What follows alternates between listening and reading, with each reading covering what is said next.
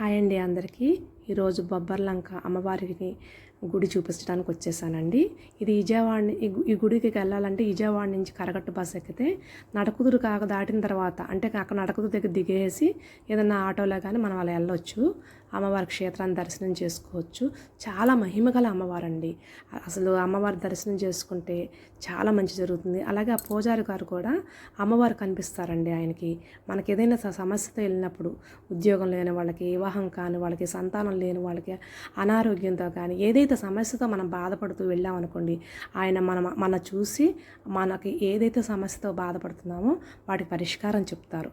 ఆ పరిష్కారం చేసుకున్న తర్వాత అంటే ఇన్ని వారాలు చేసుకోండి పూజలు ఇలాగని చెప్తారనమాట. అది చేసుకున్న తర్వాత మళ్ళీ ఎప్పుడు రమ్మంటారో చెప్తారు. అప్పుడు వెళ్ళి మళ్ళా మనకు పరిహారం అయ్యింది లేనిది మనకి తెలిసిపోతుంది. ఇంకా ఏమైనా కావాలంటే కూడా చెప్తారనమాట. చాలా మహిమగల అమ్మవారండి. అలా పూజారి గారు కూడా చాలా న్యాయబద్ధంగాను ప్రతి ఒక్కరికి కూడా చాలామందికి పరిష్కారాలు చూపిస్తున్నారు. ఇక్కడికి వెళ్ళిన వాళ్ళు అందరికీ కూడా సమస్యలు పరిష్కారమైనాయని, అనారోగ్యాలు తగ్గినాయని, ఉద్యోగాలు వచ్చినాయని చాలా ఇదిగా చెప్తున్నారండి.